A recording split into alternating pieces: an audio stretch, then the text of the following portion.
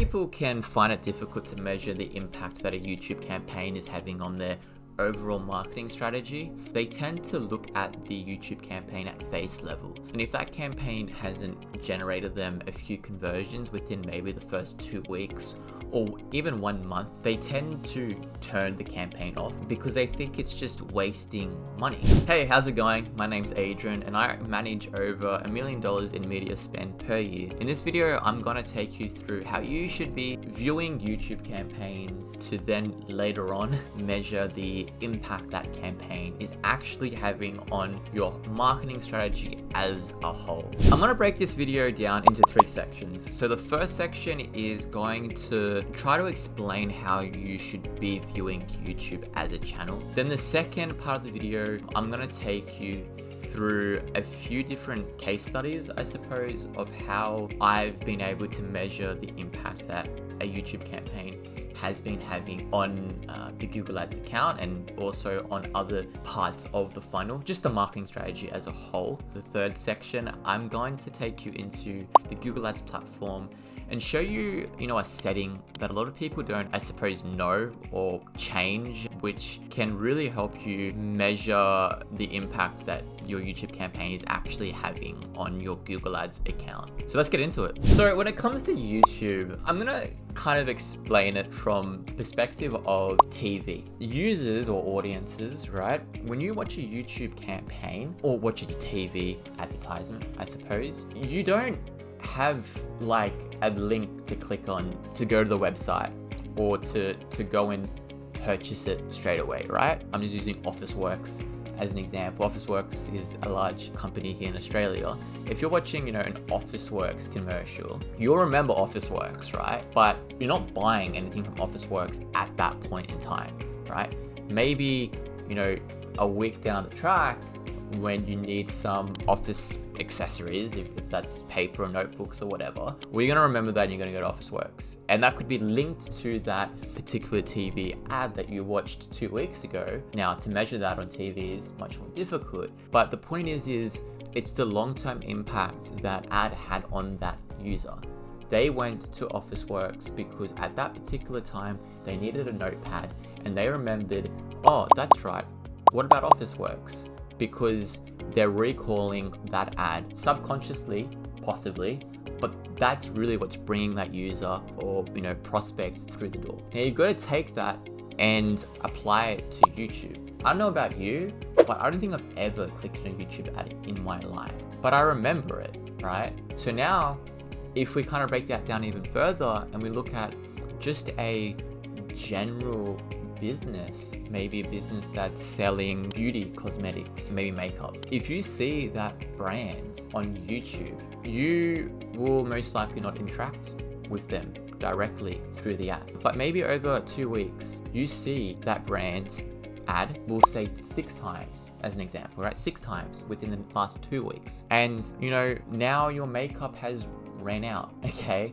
And you need more makeup. Now, you might think, wait, what about that brand, that makeup brand that I remember? That one that I watched on YouTube. And then they go and search that brand up organically. Now, they don't come directly from YouTube, but really YouTube is responsible for driving that prospect to the site, later on going and searching it up organically. Probably a bad example, but you get what I mean. Start looking at YouTube from that lens as opposed to at face value. Because you can't look at it, it's not a bottom of funnel campaign. It's not like search where it's driving a lot of conversions. That's not YouTube. So now I'm going to take you through 2 examples. These are simple examples, but I think they really do demonstrate how you can measure the impact that your YouTube campaign is having. The first graph that I have here is just showing the impact that YouTube can have on organic users. So this is probably the most common impact you'll find. What you'll see is when you start spending on YouTube,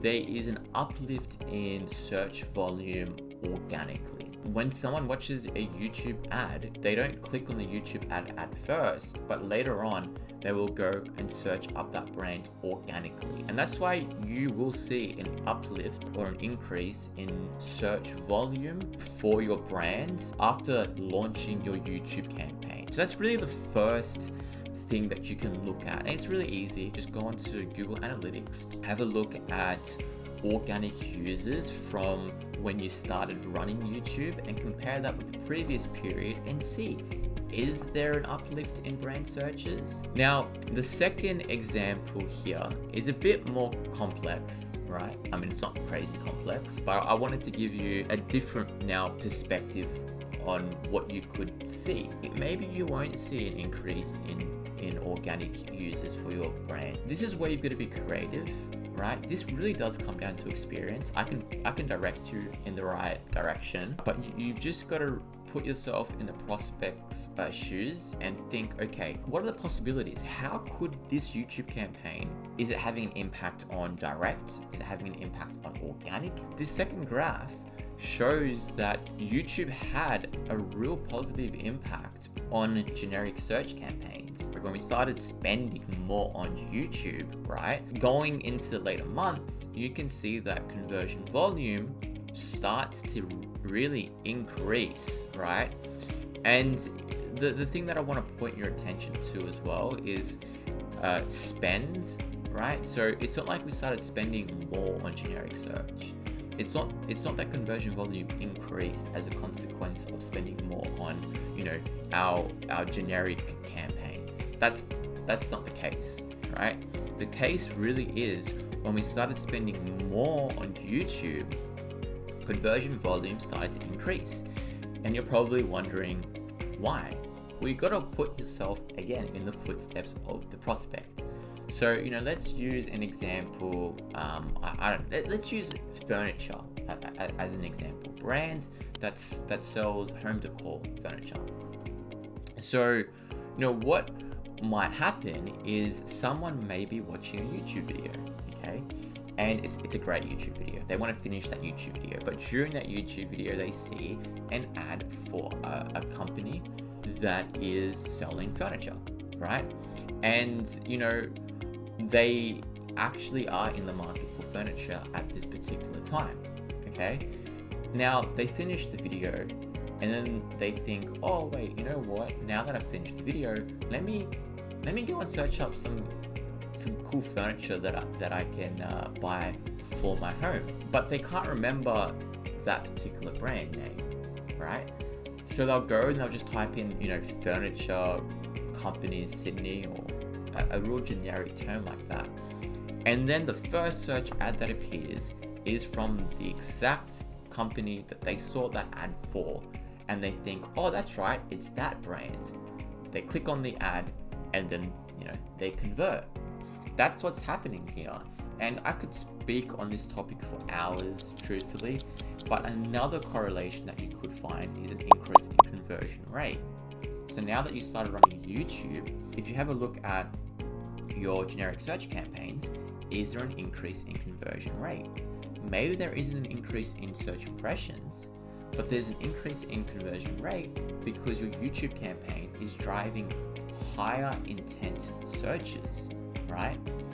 And that's resulting in a higher conversion rate. So now I'm going to hop into my computer and take you into the Google Ads platform to show you a setting that a lot of people don't really know.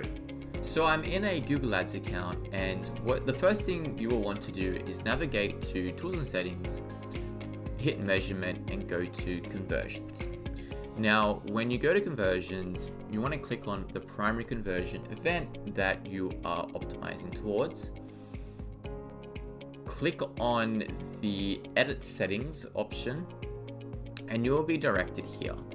So you will see click through conversion window, engage view conversion window, and view through conversion window.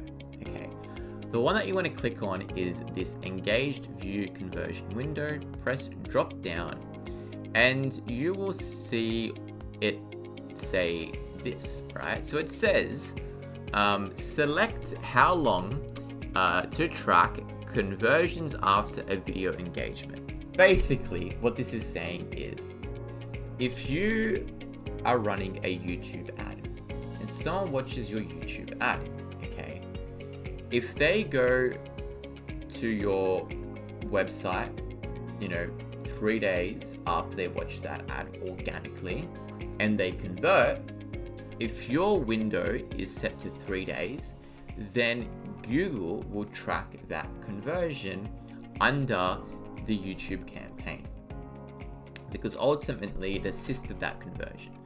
Now, if it happens after the 3-day period, maybe it happens 10 days, well, Google will not track that conversion under that YouTube campaign.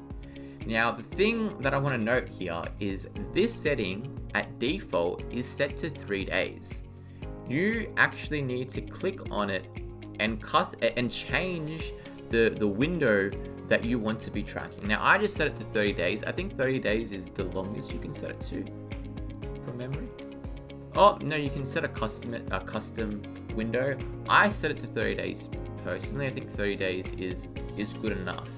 Once you change that to a 30-day window, you may now see, conversions populate or record actual conversions on your YouTube campaign, because you've set that window to 30 days, and now it's taken into consideration people who may be searching up your brand organically after they watched your YouTube video and then converting, right? Now, that could have happened on day 20, and if you have this only set to 3 days, then it's not going to record that engaged view conversion. So I hope you guys enjoyed this video. If you did learn something, please, subscribe and leave a like and comment, with any questions that you may have. I'm here to help. I love advertising. I love Google Ads and just marketing in general. So if you want me to make any videos, maybe on some different topics, let me know. Leave them in the comment section, like I said, and I'll see you in the next video.